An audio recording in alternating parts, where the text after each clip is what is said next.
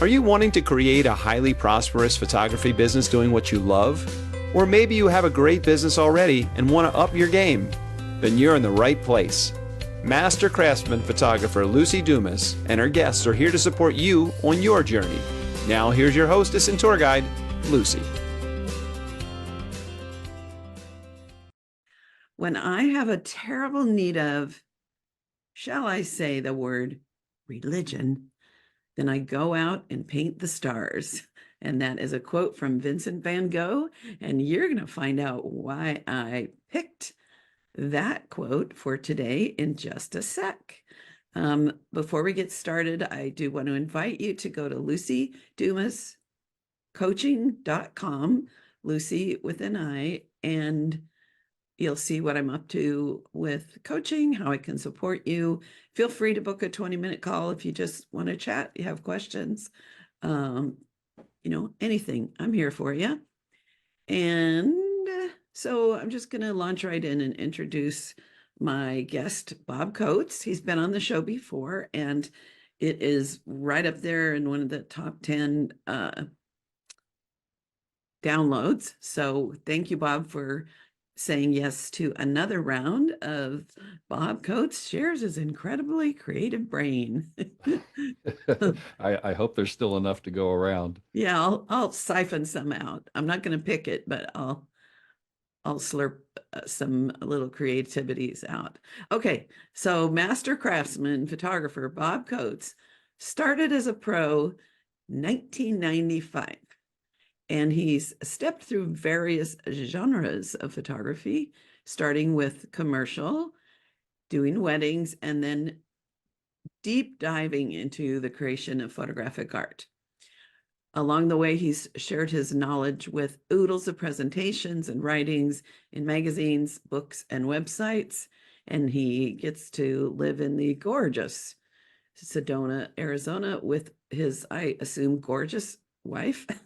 Oh, she's absolutely fabulous. Yeah, makes it possible for me to do everything that I do. That's awesome. And she's his business partner and best friend, Holly. So welcome to the show again, Bob. Thanks, Lucy. Yeah. So, hey, it was great to see you at Imaging Expo. He's like, what? So we're recording this before the PPA Got it. Expo, okay. And this will be published afterwards. So I thought I'd be a little tricky. Okay. Indeed a pleasure. Indeed. You give the best hugs. Thank you. Go ahead. No, thank you. Appreciate that. Yeah. Well, thank you. All right. So I love to know just a little bit about what got you into photography or something to give people a little.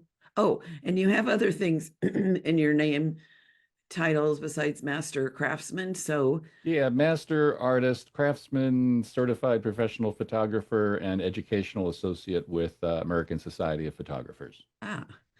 Which is the one that was like your first, like, oh my gosh, I just achieved this and I feel so great about it? The master photography. Through PPA, the competition's set up, and it really enables you to grow your vision and makes you think critically about your work a lot. And actually, the whole process of all of these was why I did it. I didn't become a CPP to get a designation or get these letters after my name. I got them to kind of, in my head, prove to myself that I knew what I was doing. So it was kind of more of a personal challenge into earning all those degrees. Yeah, we're cut from the same cloth in that I considered it school.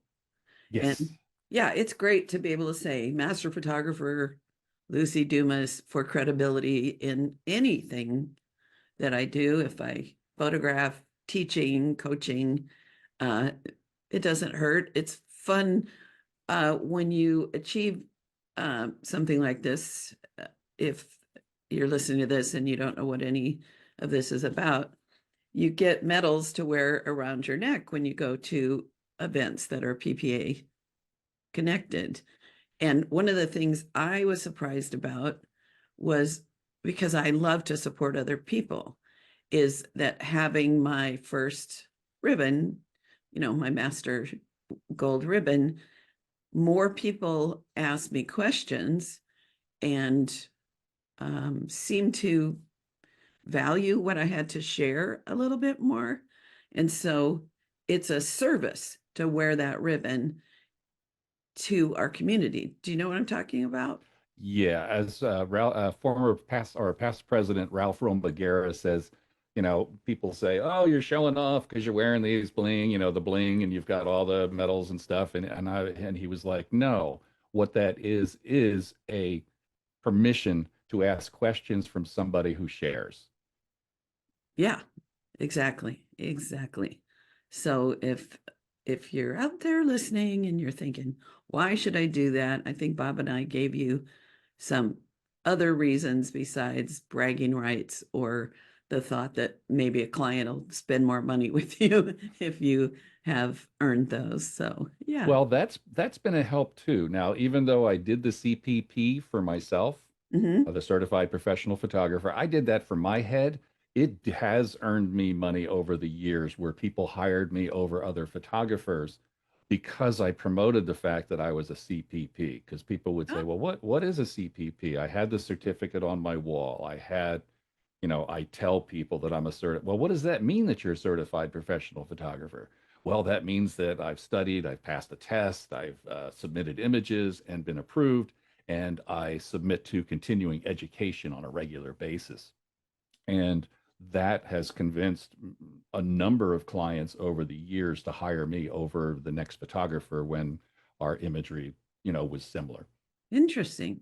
So it sounds like what you've done that others might not do is you publicize it in a way that then people ask questions. And so then you can share. Absolutely. There's, a lot of people say, "Oh, well, I'm not going to be a CPP because PPA doesn't do blah, blah, blah." It has nothing to do with them. It's you that makes it happen. Hmm. It's one more tool to have in your box in order to win over clients. Right, right, right. And I think it probably gives some people, uh, imposter syndrome runs rampant in our industry. I've got some of that Yeah. And still. so being able to be like, oh yeah, I've I'm a CPP. I've done all those things. I do know what I'm doing. In moments of doubt, you've got that to lean into. Kind of keep it in your back pocket. Yes. Yes. All right. So, um, what can you share about your life that led you to say, hey, I'm going to do photography? In the beginning, I studied art and was, taking art classes in high school, and I could never get what was inside my head onto the piece of paper. And I'd be sitting there, I'd be working on something, and I'd tear it up, and the art teacher would come in and say, "Well, why did you do that? That was looking really cool." I said, "It wasn't what was in here." Mm-hmm. And so I sort of put art by the side.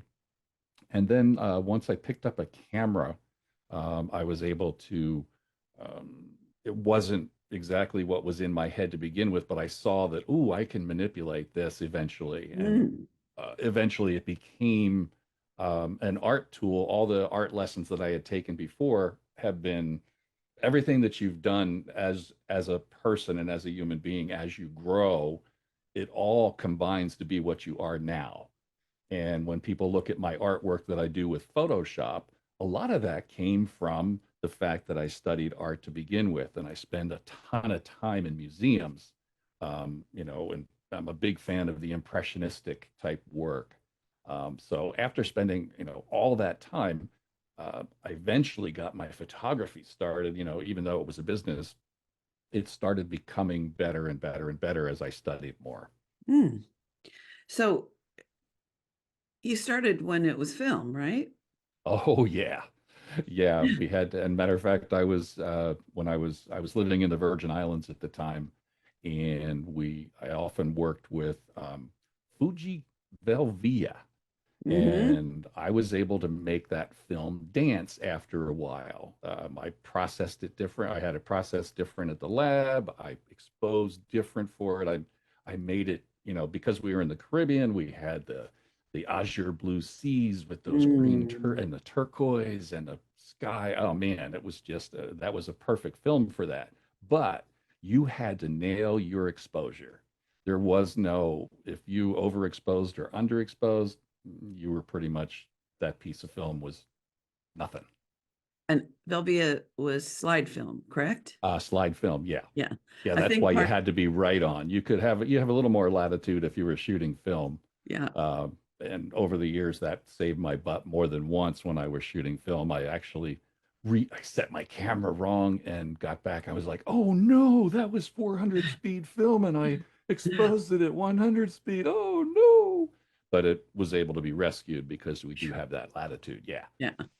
Uh, I think one of the reasons I went into portraits and weddings is because I could use print film because uh, the technical and being perfect at exposures and everything was not my forte. And so I think that going in the commercial side, which was what you needed to use, was slide film, Yep. uh, scared me. And I also was late to the digital game because in the first years, we had to be to get the quality that I was used to, we had to be really right on. And so I held on to film. They pulled it from my cold dead hand. Understood. I was never going to go digital. Yeah, I That was wasn't either. I was a film show. I would never go digital. And then I was sent a camera to review for Professional Photographers magazine, PPA uh, magazine sent me, or Fuji sent me the Fuji S2, Ah, and I was yeah. testing it out and I was using it, and I got a call one night and they said, Bob, we need a shoot done. We need 3 photographs finished, completed, done, and built into an ad by tomorrow morning at 9 a.m. Eeks. And I was like, oh no, I can't. And I looked at the digital. I said, you know what? I can give it a try. And I pulled out the camera and grabbed my wife and put her into the outfit that they had. I did a jewelry shoot and I did was another piece of product, built it into an ad, had it all finished and ready to go by 9 o'clock the next morning. And it was like, ooh, IR digital now, because there was no way I could have shot that on slide film, driven it to the lab, waited for the processing, got it back out, Mhm. scanned it, etc. So it was like, oh, yep, I'm digital now, Yep. and learned how to push the process there as well. Uh-huh. Yeah, mine was I had a shoot and for some reason I couldn't get my medium format camera to work. And I had purchased I think it was a Canon 20 something 20D. 20D. And I was like, okay, here we go. And it worked out. And then I still wanted to lag, but then my lab Burrell stopped uh, printing directly from negatives. And I thought, well, if they're going to scan it, I might as well just shoot digital. So, yep. Okay, let's see. We want to get into some of the meat of this conversation as I siphon out some of that stuff in your brain. Okay, so one of the things that you're passionate about is Photoshop artistry, and also you love to photograph the night sky and the Milky Oh Way. God, yes. I hear that, and I want to get into that. But before I do, um, this show is called The Profitable Photographer. So, can you share how those activities contribute to your profitability? Well, I'll tell you, the Photoshop stuff came when I moved from the Virgin Islands to Sedona. I knew that I wouldn't be working really quick, so I kind of like said, okay, I'm going to learn Photoshop. So I concentrated really hard on that.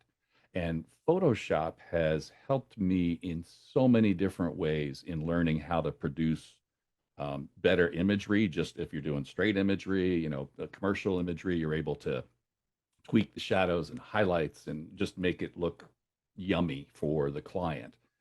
And those skills in Photoshop have pushed me over the years. And the way, how do I leverage that into money? Well, what I would do is I would give myself personal assignments. I'd say, okay, um, we're going to create an art piece for this business. This business has no idea that I'm doing that. I photographed their front door or their gates or whatever, and then turned it into an art piece.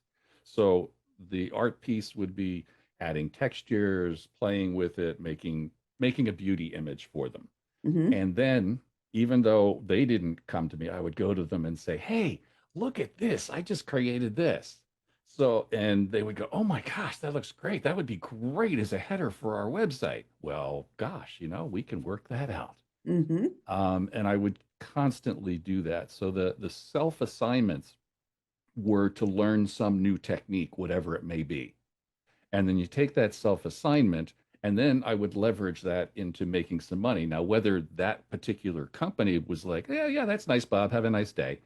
Oh, okay. But I would take that same image and maybe go to another company and say, "Hey, look at the kind of things that I can create for you." So I would build samples for my business and for my promotion. Again, that personal, just okay, I want to learn how to do X, whatever it may be. I would push and learn that, and then try and leverage whatever image I was creating along the way into some money somehow, some way. Mm-hmm. So do you think, so I'm guessing that some of your merits to earn your artist degree and your master degree were of self-assignments. Am I Oh, right? yes, absolutely.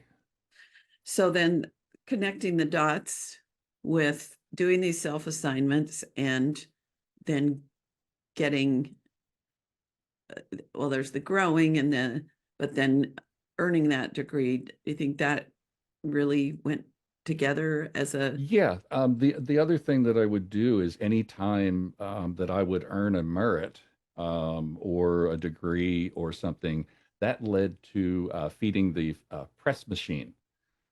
There were people in Sedona who thought that I owned the newspaper for a while because, and they were giving me so much grief. And I was like, okay, well, I didn't do it. So I stopped sending out my press releases for a while. And as I was going around town, a few people said, "Oh, Bob, you're still here in town? I ah, thought you left. I hadn't seen you anymore." So, and the process for writing those press releases was not about me, but it was about the image itself or about the client that purchased that image, or it you don't write, "Oh, yeah, I got this and I got that," and patting yourself on the back. You have to write, so let's say it was a wedding image that did well in competition. You get a quote from the family. If you have a business image that does a commercial image that does well, hey, these four images were there. You send the images in, you send a headshot in. These are all important parts of making a press release work, because everybody goes, "Oh, press releases don't work."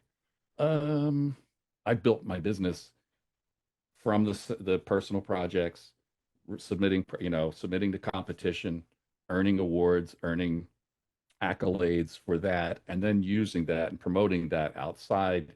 And of course, if you look behind me here, these trophies and things, mm, when your clients come in and you see that type of stuff, they would be like, "Oh man, you must be really good." Ooh.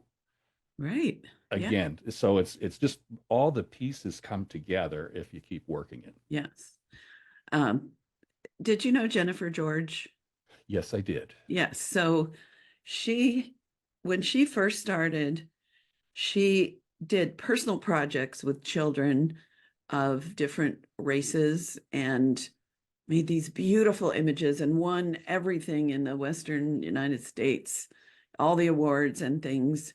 And I do have an interview of her. I knew she was probably not going to be around too much longer. And I'm like, Jennifer, you got to get on my show so that people can learn from you forever.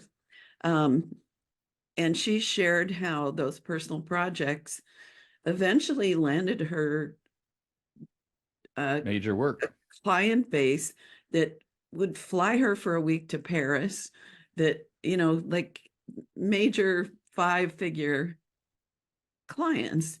And her work, her professional work wasn't really different than almost anybody doing the same genre, but it attracted amazing clients. And she Correct. leveraged, like you, I love hearing that, is when you achieve something, let the world know it, and let it know in a way that isn't just looking like bragging. So I love Yeah, that. and one of the ways to do that is to get quotes from other people. Mm. So in addition to my clients, if it was a PPA event, and I would call the Arizona PPA president and say, "Hey, can I get a few words the about the, talk about a couple of my images or what you think of my work?" Grab those quotes. I would get the PPA president to give me quotes. I would get people who were either in the images or as part of it, or clients of mine to do the quotes. And yeah, Bob did a great job with X. Or, Bob was, has such an incredibly blah, blah, blah, whatever they would say. And then it was them saying what I was, not me, even though I wrote the You press releases. you are so smart, you. I Yeah. was trying to say that in a funny way. It didn't sound that funny way. You smart. No, it's still not funny. Anyway, brilliant. I did that. Brilliant. Um, those are the kinds of things I think of doing and don't always get around to it. So good job, you actually. have to you have to make it part of the process Right. as soon as the competition, before the competition's even over, once the images have been judged. If you have at the time, we used to have judges on site, and they would be standing right there, and I say, "Hey, Oh, could I borrow you for a couple of minutes? Come on over here. Could you tell me what you think about this and what you think about my body of work? Could you give me, I'm looking for a couple quotes." I would write down what they said. I would send them an email back and say, "Did this sound like what you said?" After I mm. phrased it to be well done for the press release. And then they would go, "Okay." And then I would send it out for a press release. And make sure you put your headshot in there. Make sure it's other people talking about you, and then the images themselves that were in there, and make sure that you put the captions in as well. What was this image? Oh, it earned the first place in commercial category, or whatever that happened to be. So the headshot, the caption, the quote, the image. Yeah, if you go to my successful-photographer.com site, that's successful photographer.com. There is a section there on press releases, and I have a whole bunch that I've scanned over the years. And then also there's a listing of good ways to work your press. Again, seeing the examples of how they actually got printed. Now, the beauty of a press release, if it gets printed, it's not you saying it, it's not you putting out, even though you wrote it. If it's being printed, and even if they put in there as stated in a press release, people don't see that. They just see the fact that it's been published. And it's, even if it's in the local paper or the local entertainment paper, um, or local magazine, it doesn't matter. The more that, and then you take the press release that's been printed and you scan it and you post it into your Facebook stuff and you put it out on social media and going, "Hey, look at this. There was an article in Sedona Red Rock newspaper, or I was featured in a magazine, or I had a magazine cover." Again, it's all a full circle running around in order to get that promo machine working. I just love it. Of course, here's so many people saying, "Oh, there's no work. It's a downtime. I just can't, fill in the blank." And they'll ask, "What are you doing to market?" And they're like, "Oh, I do a little dabble on Facebook." And what I love is you just laid out big picture marketing is get yourself seen. And it starts with doing something creative, submitting it for critique, and then letting the world know about it, and that layers and layers of becoming seen and known. And then when someone's ready for a photographer, they know about you. Yeah. So, I also brand myself pretty well. yeah. So even when it's on my car. Well, it was on my car. I don't do that anymore, but it was on my car. It's on my, where is it? My sweatshirt. It's Yeah. on my shirt underneath. I know it's in here somewhere. Which way do you turn? There we go. Oh, there it is. So because you had asked me a little bit earlier to chat about, some of the other marketing. So that was full on marketing, but I was having a problem getting into galleries. Mm, And I would go in and I'd say, hey, I'd really like to show my work here. It's, oh, well, what do you do? Oh, I'm a digital image maker. I'm a digital photographer. And they would be like, oh yeah, so's yeah. my 16-year-old, blah, blah, Right. blah. And my friend and my, everybody was a digital photographer. So I went all in and became I'm going to show there. I know it's here somewhere. So There it is. for those of you listening, Oh, I'm sure. no, I'm gonna narrow it. Bob is searching through his clothing For my find logos and stuff. something. Okay. No, So what, I so I what, des what, I well, we want designed. to see what's in your clothing. Oh, okay. It's here somewhere. There it 'Cause- is. yeah, so you can Okay. So reference the I video. designed a logo. It says it's a big capital C for the coats, and then Yeah. the coats goes across, and then it says lens-based artist. Oh, And what happens is when you go there and you say, and somebody says, well, what do you do? Well, I'm a lens-based artist. What is the next thing that's going to happen? They're going to ask you a question. And when you have a question asked, that puts you in control of the conversation. And once I had control of the conversation, well, all of my source material comes through a camera lens. After that, all bets are off.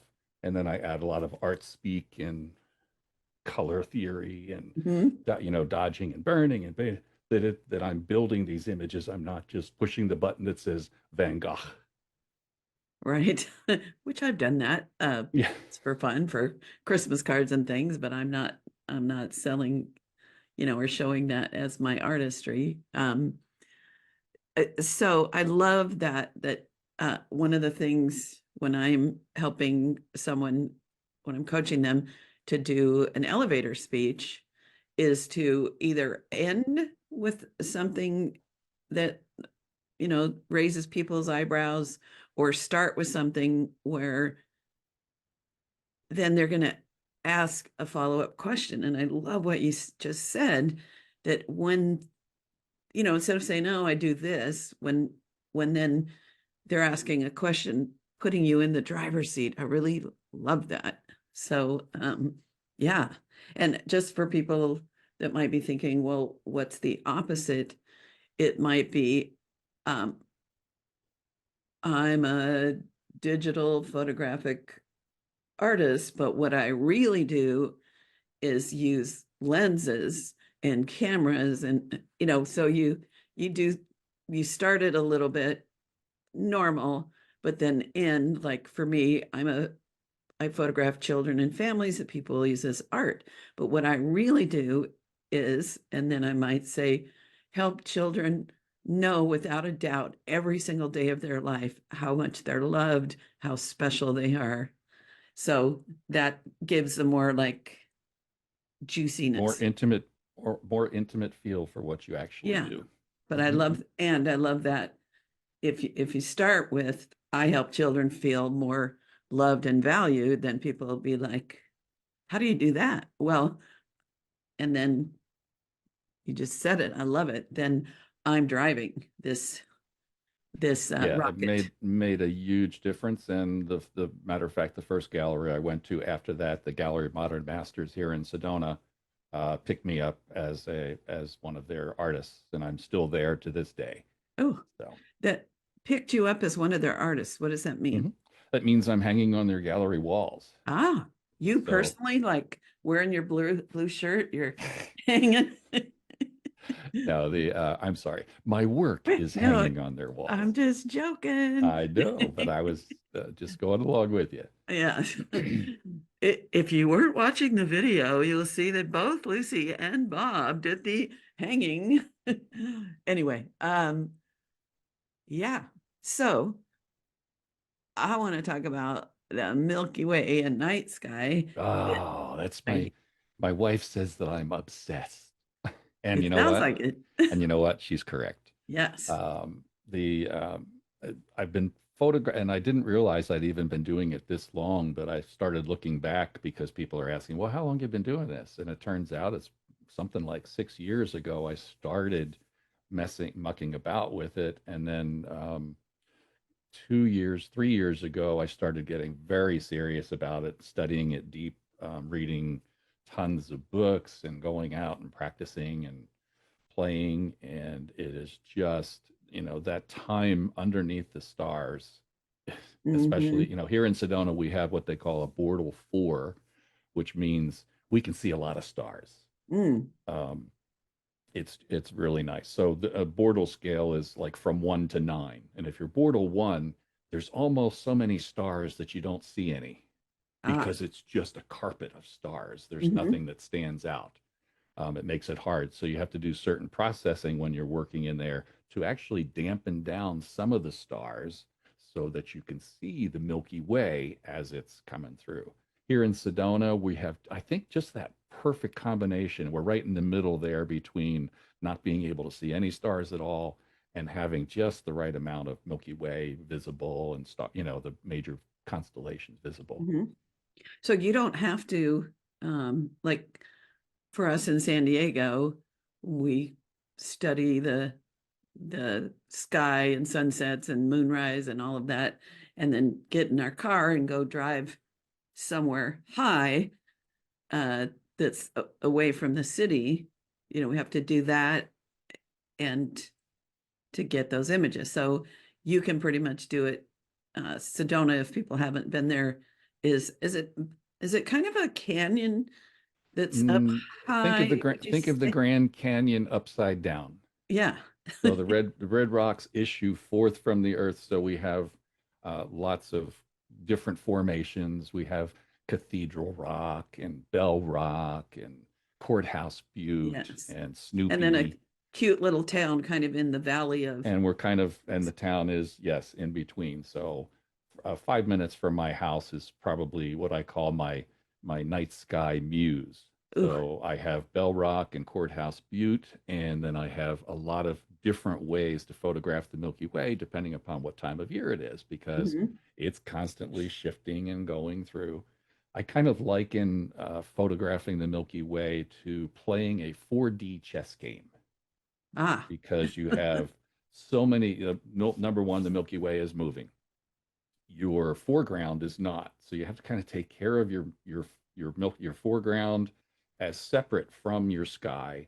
Then you have to photograph the sky, and you have to do all sorts of things there, and then the processing too. Because when you look at the Milky Way with your naked eye, you only have one aperture in your eye, and you can only see what's coming in there. So it's kind of just like a soft cloud that goes across. Hmm.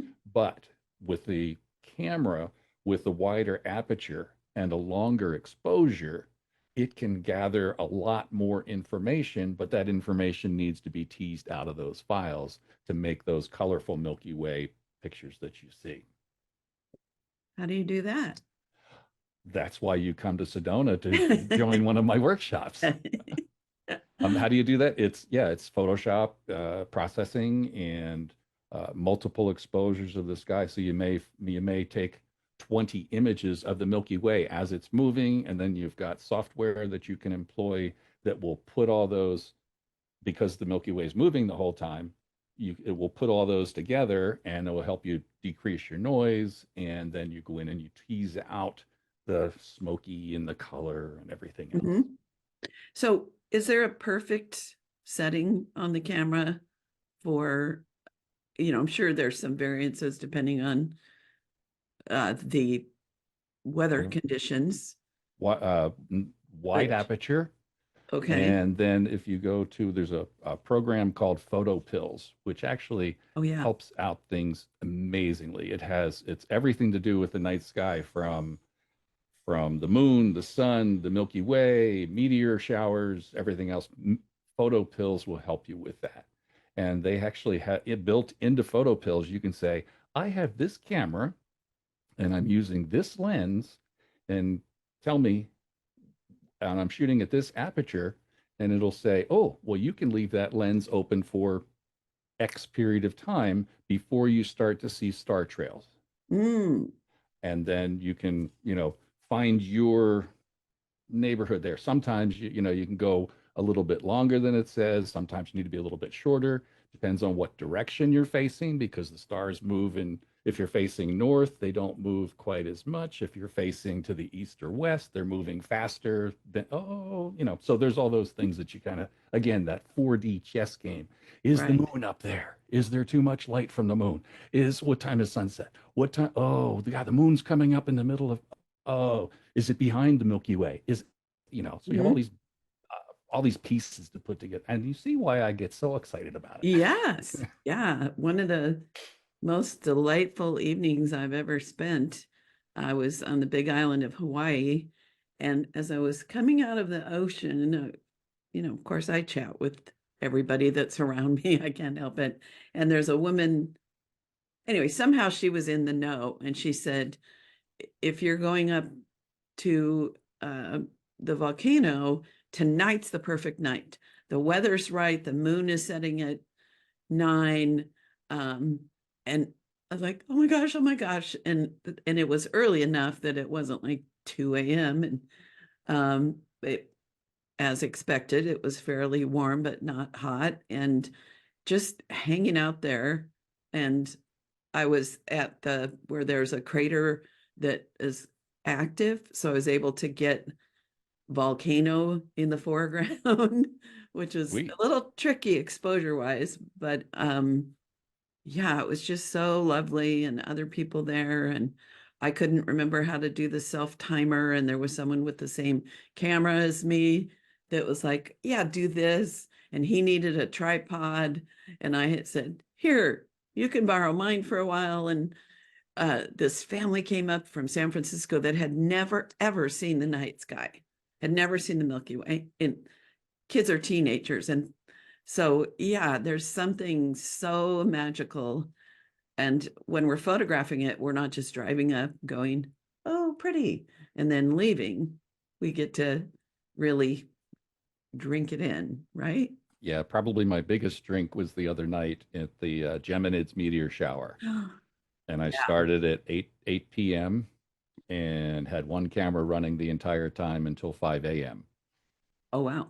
And then I had another camera working different angles and places, because the meteor shower, even though it comes from a radiant point, the meteors are all over the place. Right.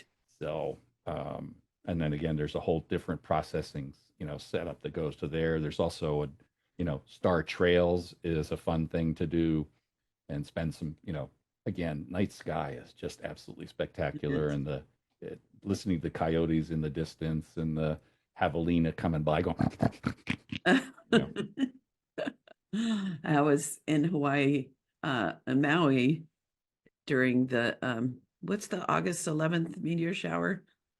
uh, the proceeds. Yeah, I knew it started with the P. And it started with some drunk had driven his car over the ice plant onto the beach.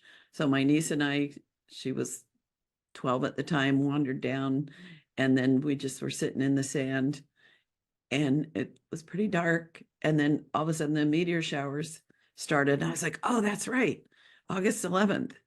And it was one of those times when the tide left a lot of shiny water. Oh, So we sweet. got to the Milky Way was in full view, and those meteor showers and the stars were reflected in the sand, in the wet sand. And yeah, there is something, I don't know what it is about us as humans, but we love that stuff. Reminds me of my insignificance in the world. Yeah. When I was a kid, I loved to lay out in the backyard in Central California before smog and before all the light density in the San Joaquin Valley. And I do think it expanded my awareness of what you just said, insignificance and beauty and something indescribable. Yes, That, ma'am. yes. Well, anything else on this topic or photographic artistry? Well, on the Milky Way thing, anybody who's listening to this podcast can come at a discount. I will hook you up with a $200 discount if you want to attend the workshop. Great. Basically, what I do is I feel that anybody who knows a little bit more about me and wants to attend, and they've spent time either in a class of mine or spent time listening to a podcast like this, I'm going to have less of a problem with them than if somebody doesn't know me at all. Right. So they pay the PIA the fee. I like it. And if you don't know what that is, you can send him a note and says, what is PIA? There you go. Especially No, I just look at people that who do know of me and know what I'm like and how I teach. They have a good feel for what's already happening. So I'm feeling like there's going to be a better mesh right. when it comes time for the class. And they're small classes. We only have I've limited it to 4 for this type of a thing. Other than if I travel to go to a state or something, I just did one up in Michigan where we had 50 people in the class. How many do you do locally a year? If you, again, successful-photographer.com is the whole schedule there. It's from May through the end of October. So there's dates wiggled all the way across there. At the moment, those are all open. But as I get the classes full, or if I schedule something else, I may pull a date down from there if nobody's already signed up. So if you want to sign up for next year and you say, "Ooh, I'm going to be there in July or August or whatever time it is," go ahead and book it now. Got it. Do you have, because this show is listened to so far in 97 countries. So someone from Russia may not be able to make it to one of your events. Do you have some online? Sure, I can do some mentoring one-on-one, and we can do that via Zoom.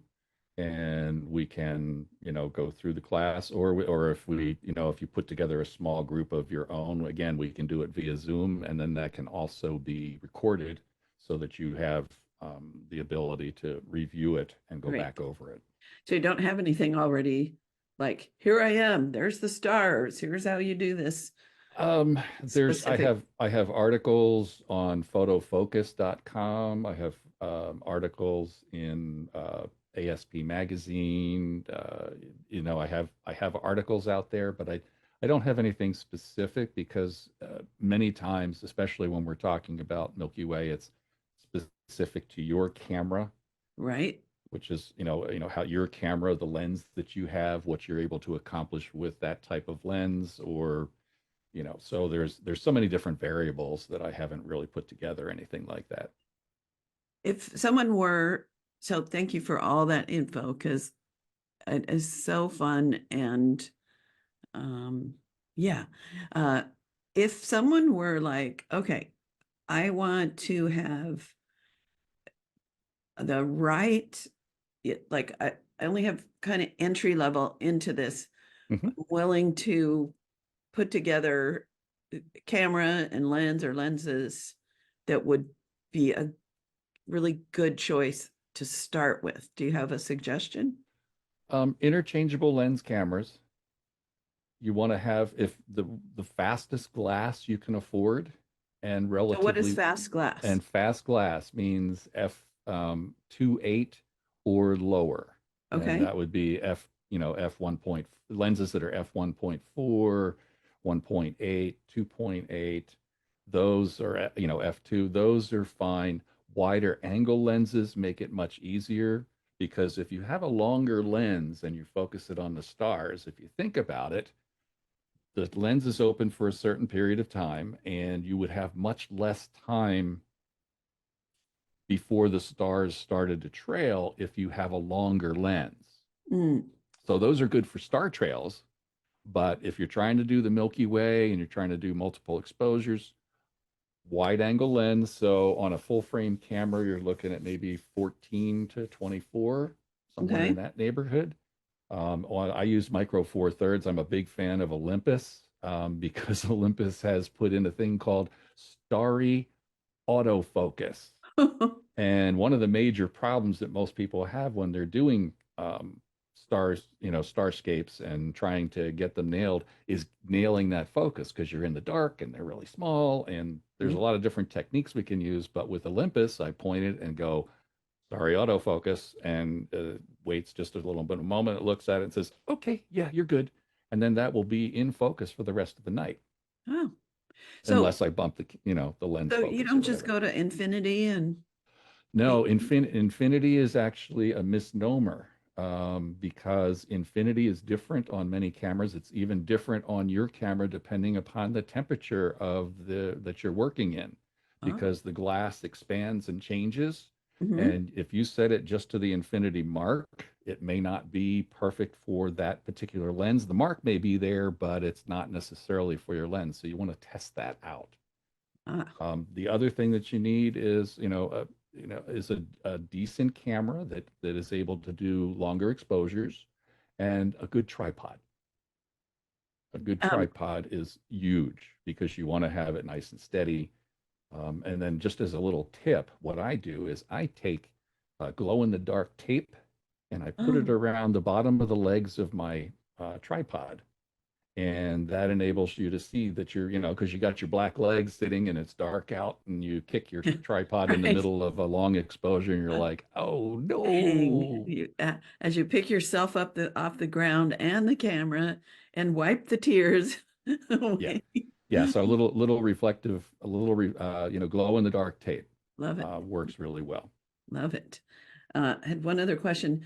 Is it better preferred to have a camera that can have less grain, at higher ISOs, or does it matter in this? Yeah, the better the quality of the camera, the better your images are going to be. But there are techniques in order to make the noise go away as you're working with your cameras. You take multiple exposures, you blend them together, and then your camera goes, or your process when you use the proper things. Like there's for Macs, it's a starry landscape stacker, um, and it will you maybe take between 10 and 20 images of the Milky Way moving across the sky.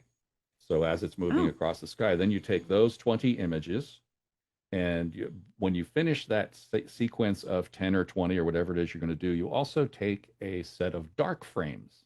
So put the lens cap on or put a hat over the lens and fire the camera again, maybe 2 or 3 times, 4 times.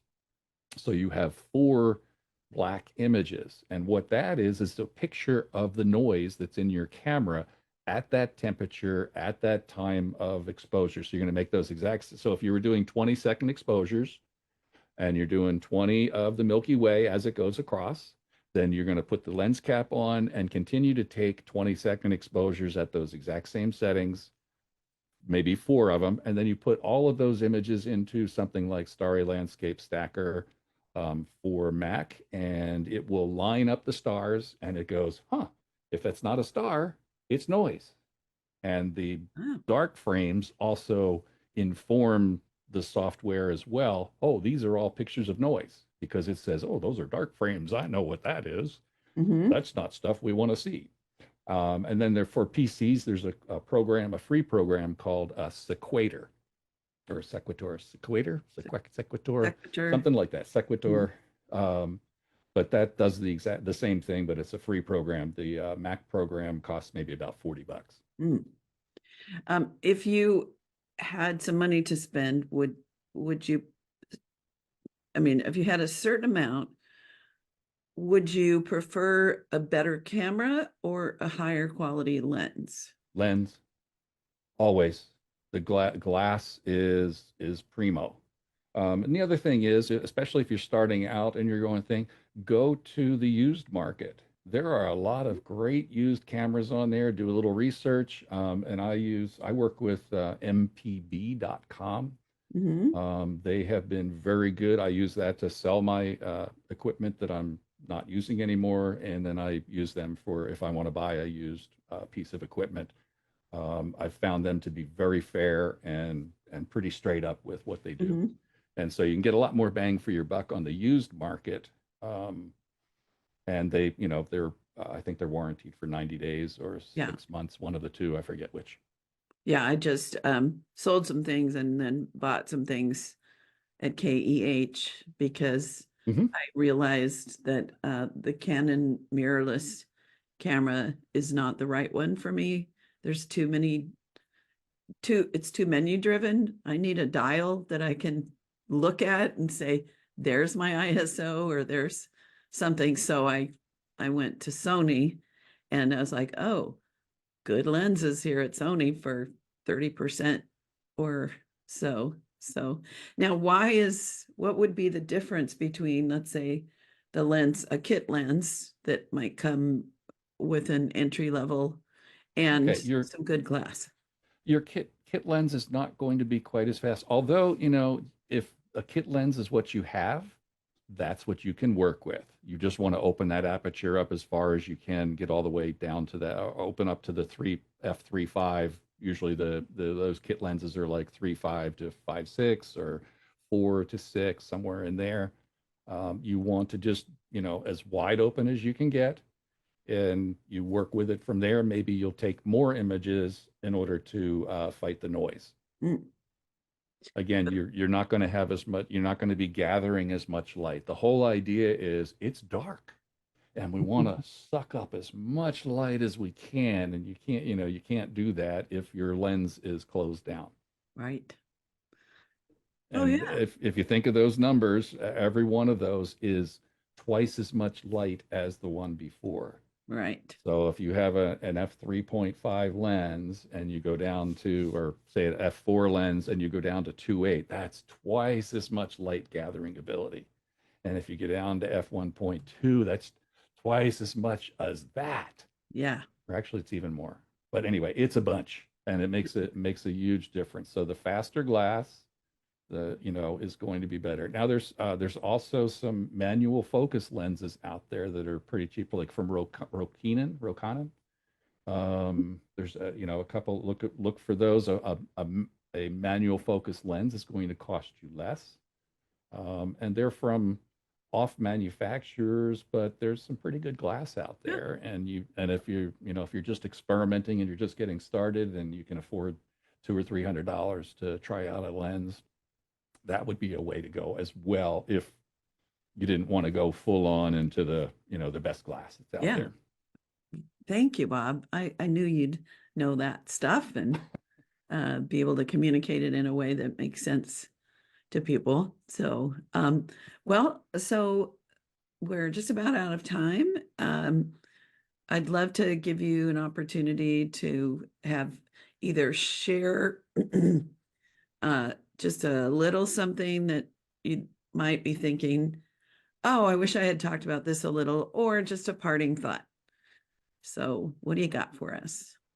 Um, my parting thought, that would be probably a quote that's done by almost most of the artists, and Chuck Close probably said it the best, or maybe Picasso said it really well. Or I'm not sure if I'm quoting them exactly, but basically, what do you do for inspiration? Well, you know what? Inspiration comes when you do the work. Get Hmm. in there and get to work and do your stuff, and then it's like, well, where do you get your inspiration from? I work. You don't wait for inspiration to strike. You get in there and you start doing whatever project it is that you want to do, and then the things start to open up.